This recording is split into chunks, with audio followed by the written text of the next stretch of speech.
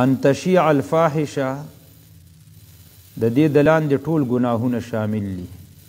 کاغه کفر او شرک خوري، کاغه رسم و رواج بدعاتو طرف ته دعوت سړی ورکي، او کاغه د فحش او د بدکاری نور خبرې خوري. دا ټول د دې د لاندې داو پکې داخلي. او که یو سړی د بې حیایي دپاره سلیماګانې جوړوي، یا د هغې دپاره هوټلې کولاوي، یا د زنانو تصویرونه وغیره په فیسبوک باندې یا په سوشل میډیا یا یوټیوب چینل وغیره باندې خوري، دا ټول د دې د لاندې څه دي؟ دا داخل دي. دا کم خلک چې فیسبوک استعمالی یا نور د سوشل میډیا وغیره، دا کم شیزونه چې دي د نیټو، که هغه نارینه دي او که زنانه دي، نو د شیر کولو نه مخکې یو سوچ پکاري دی وخت. کله چې سړی دا د شیر بټن وایي چې دا مخکې نورو ملګرو ته ورسي، نو اول دې ته کتل غواړي چې دا زه مخکې شیر کومه دا څه شی دي. آیا د دې نه بې حیایي خو به معاشره کې نه خورېږي؟ په دې باندې خو به زه ګناهګارېږم نه؟ دا د پردی زنانه تصویر خو نه دی، چرته ډانس ګانې بجانې ټنګ ټکور اواز خو پکې نشته. دا سوچ پکاري. بعضي الف ته به لوړ وي او په شعر باندې پوهېږي، چې ورته یې قرآن دی ویلی، یاره ژبه مې درانه د قرآن نشم ویلی، او په فیسبوک باندې به داسې ښه پوهېږي چې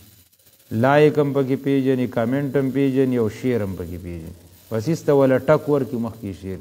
دې باره کې درته یو واقعه وایم، واورئ چې تا خو شیر بټن وواله، تا خو د پردۍ ښځې یو تصویر دی په دې فیسبوک باندې شیر که ټیک ده، یا هغه که فلمي ښځه یو که هغه بلې خو یو بې حیا ښځه و ته یې تصویر شیر کو چې یاره څنګه یې زه خوشحاله کړم، داسې به نور خلک ویني، هغه به هم ورسره څه شي خوشه. تا خو شیر کو، خو تا ته پته شته دا تا ځان پسې د ګناه یو میټر روان کو. د سعودي عرب یو عالم دی محمد العریفي، هغه یو واقعه بیانوله په عربۍ کې، تاسو ته زه پښتو کې ویم. ویل یو نوجوان هلکو، هغه د دې یوټیوب والا سره اشتراک کړی و. اشتراک دی ته وایي هغوی سره ځان شریک کړی و په څه طریقه باندې چې تاسو به ما ته دا فرنټ غلط تصویران راسینډ کوئ، دا به ما ته رالیږئ، او زه به یې د خپلې آی ډي نه او د خپل پیجونو نه شیر کوم چې زما دا دغه مشهور شي. نن سبا اکثر په سوشل میډیا دا طریقه روانه ده. د خپل پیج د مشهورولو دپاره خلک قسمه قسم لوبې کوي. وایي دا کار به هغه کوو، هغه بیا ځان سره نور کسان ټچ کړي او هغوی به هم شیر کول مخکې دا غلط تصویران. خو د مرګ خو څه پته نه لګي که نه. نو دی مړ شو، نو چې مړ شو نو وایي اټومیټک اوس سیسټم به یې داسې کړی و د ده د آی ډي نه به هغه دغه شیر کېده، لقه شان به روان. رشته دارانو ته چې پته ولګېده نو هغوی ویلې چې اوس خو دی لاندې په تورو خاورو کې پروت دی، او دا د ګناه میټر د پسې روان دی. نو وایي د دغه یوټیوب والا سې په څه طریقه باندې رابطه وکړه چې یاره دا بند شي نو صحیح به موږ به دله پیسې درکړو، خو دا بند کوي، اوس خو مړ شوی دی او دا ګناه هغه پسې روانه ده. وایي هغوی ویلې چې موږ له د ده د آی ډي پاسورډ راکوي، چې کوم آی ډي وه پاسورډ. نو د آی ډي پاسورډ خو صرف هغه کس ته یاد دی چا چې آی ډي بل چاته خو نه یاد، نه څوک چاله پاسورډ دی ورکوي په ژوند باندې. هر سړي ځان څه محفوظ ساتلي. ویلې خو مړ دی پاسورډ خو موږ ته نه دی یاد. ویلې چې نه دی یاد نو ویلې یو کاله پورې د ده موږ سره معاهده شوي دا کار به رواني داسې دا اوس نه بندېږي. څومره وخته پورې؟ یو کاله پورې به دا فرنټ دا غلط تصویران دقه شان شیر کېږي. کال پس به وله بیا موږ بند کړو. نو چې پروت لاندې په تورو خاورو کې او تا پسې بیا هم دا میټر رواني، نو څه به دې حل شي؟ نو ډېر احتیاط پکار دی. د بې حیایي د شیزونو د خورولو نه ځان دا ساتل پکار دی. پردی زنانه تصویران شیر کول، تی شیر کی هغه مخکې بلې شیر کی بلې شیر کی، نو دا چا چې اول شیر کړی ټول دغه د پسې را روان دی. دغه رنګ د ټنګ ټکور شیزونه وغیره دا خرڅول په دکانونو کې. د کوم شیز نه چې بې حیایي خورېږي دې نه به انسان څه کوي؟ ځان به د دې نه ګورئ دې نه به انسان ځان به د دې نه ساتي. الله رب العالمین وی څوک چې دا د بې حیایي خبرې خوري یا بې حیایي کارونه کوي په مؤمنان هم بې حیا کوي نو سزا یې دا ده لهم عذاب علیم دوی لره عذاب دردناک دی فی دنیا په دنیا کې والآخره او په آخرت کې. الله وی دنیا کې به م راونیسم د دوی ژوند کې به چېرته سکون نه راځي. څوک چې دا د بې حیایي کارونه کوي تاسو تپوس وکړئ د هغه ژوند کې به سکون نه وي اطمینان به ورته نه حاصلېږي او نور قسمه قسم مرضونه به ورباندې دنیا کې راځي الله به یې په اخته کوي او آخرت کې بیا جهنم. والله یعلم وانتم لا تعلمون الله تعالی پوهیږي وانتم لا تعلمون او تاسو نه پوهیږئ. الله وایي ما ته پته ده چې څوک بې حیایي خورئ او څوک نه خورئ او ما ته پته ده چې بې حیایي چا خوره کړه د دې نقصان څومره ډېر دی. ولولا فضل الله علیکم ورحمته وان الله رؤوف رحیم. اوس دې آیت کې الله رب العالمین ترغیب ورکوي توبې طرف ته. الله و انسان که مخکې د ګناه کړي نو ودې کړه بس باقي توبه وباسه الله به دې څه کي معاف به دې کي. ولولا فضل الله که نه وی فضل د الله تعالی علیکم په تاسو باندې ورحمت و رحمت داغه نو دلته د فضل الله نه مراد څه دی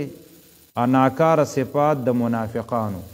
الله وی هغه مې تاسو ته ښکاره کړه چې ګوره دغه کارونه ځان وساتئ دا د منافق صفات دي.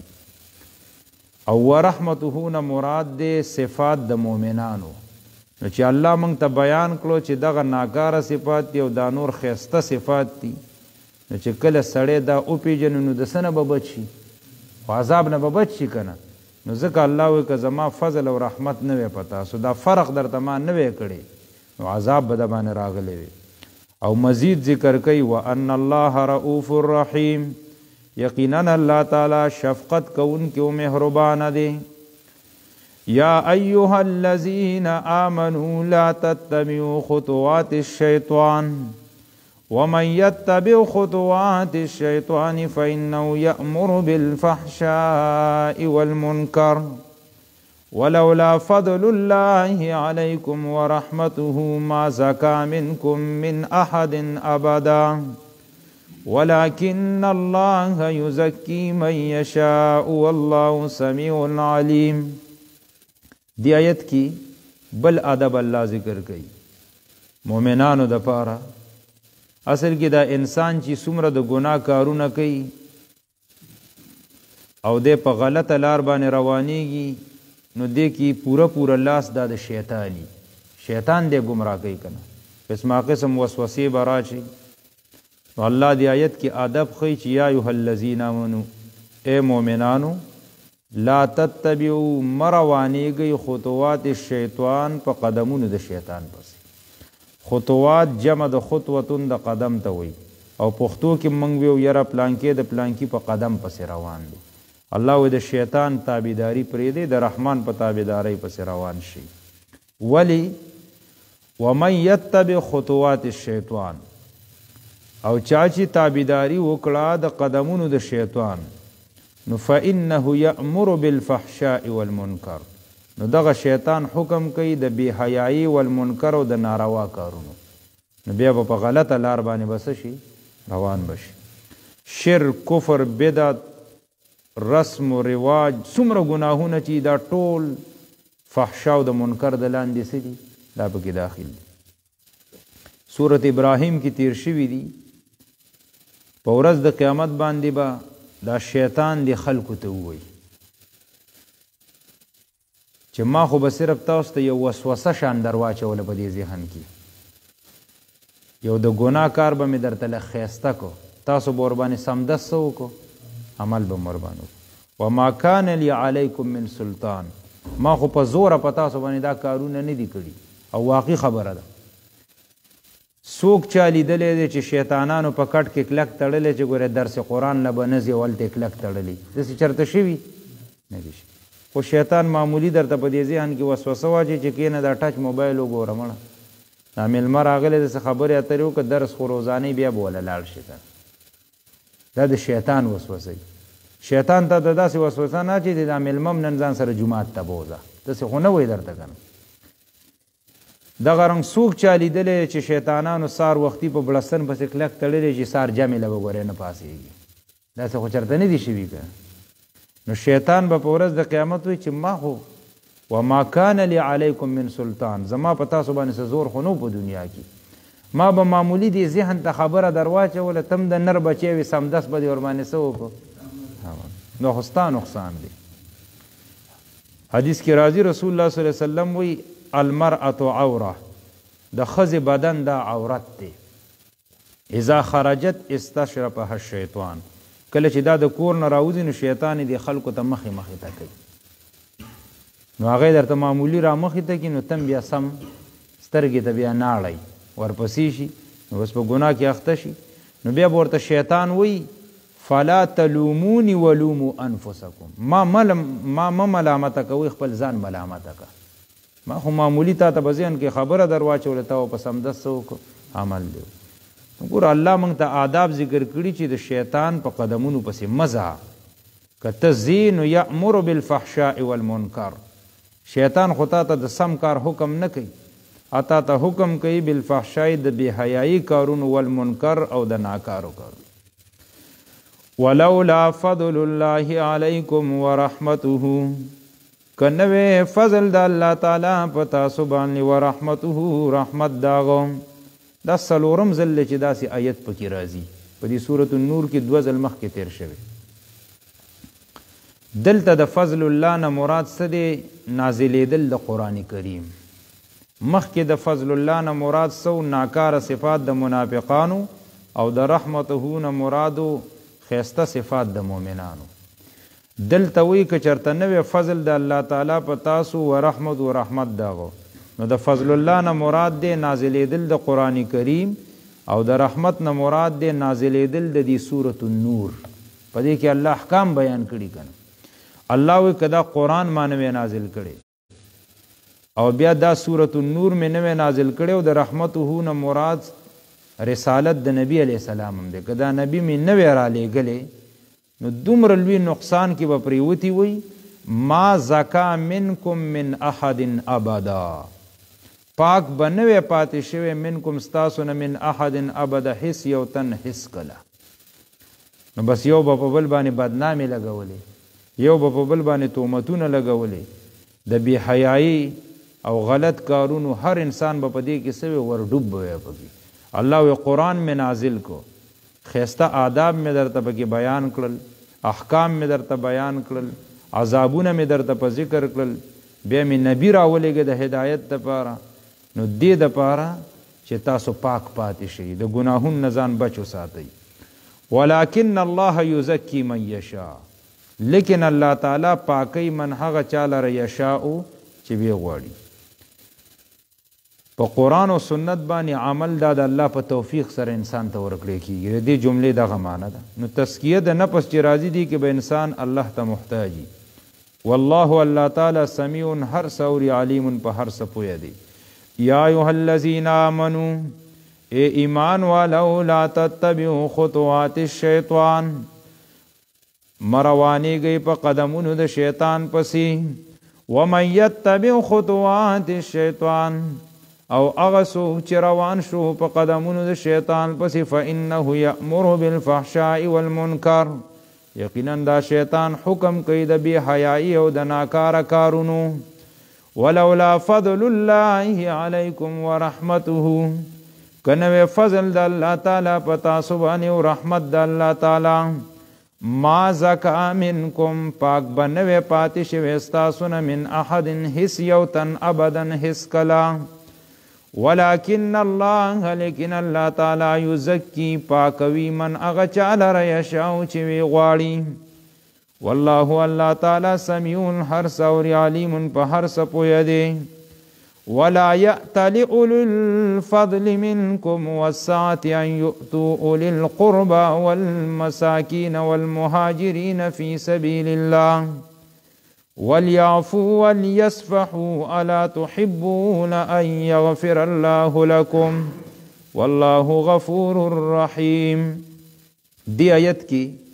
الله رب العالمین بل ادب ذکر کی دا ټول مؤمنانو ته خیسته آداب ذکر کیږي نو یو دی آیت کې ادب ذکر کیږي، بل دی آیت کې د ابوبکر رضی الله تعالی عنہ عظمت شان هم الله ذکر کوي چې په دې امت کې بعد النبی صلی الله علیه وسلم اوچت انسان هغه څوک دی؟ ابوبکر صدیق رضی الله تعالی عنہ، د مسلمانانو اولنی خلیفه دی، د رسول الله صلی الله علیه وسلم سو سخره وکنه، د عائشه رضی الله تعالی عنها پلار دی،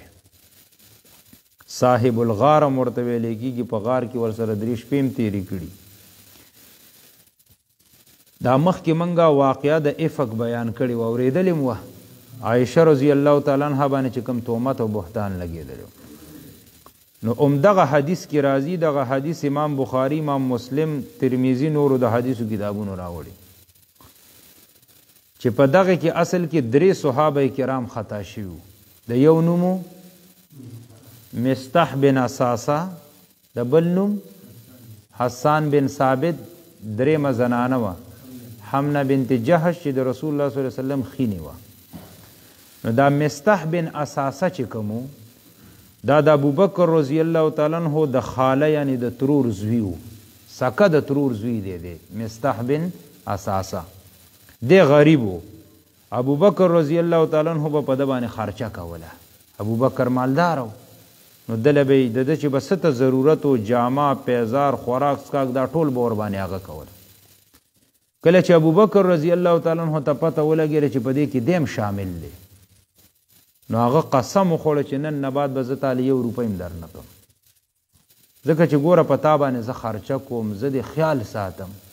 او تم لګې زما په لور پسې خبرې کې. نو هغه په دې باندې څه شو؟ خفه شو. سړی خفه کېږي که نه؟ خلک وایي که نه وایي که نور هر څه وایي نو کم سے کم ته خو مې بد مه وایه که نه، ستا خو زه خیال ساتم. خو چونکې مخکې تیر شو چې دې صحابه کرامو نه ټیک ده دا خطایي شوې ده، خو توبه یې ویسته و، الله ورته څه وکړه؟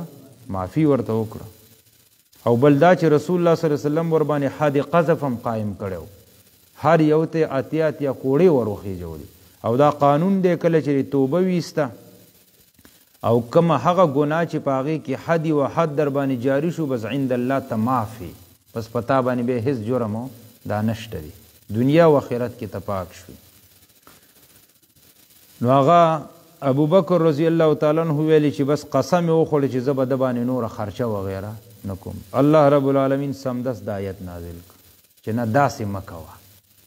ټیک د هغه نه خطایي وشوه، خو هغه توبه ویستله، هغه ته 8 کوړې میلاو شوي، الصفا ستره مؤمن پاتې شوی دی، نو ته ورباندې خپله خرچه جاري وساته. ورسېدې آیت په مطلب باندې ولا یأتل اولو الفضل منکم، او قسم دې نه کوي خاوند د غوروالي منکم ستاسو نه، وسعت او فراخۍ والا.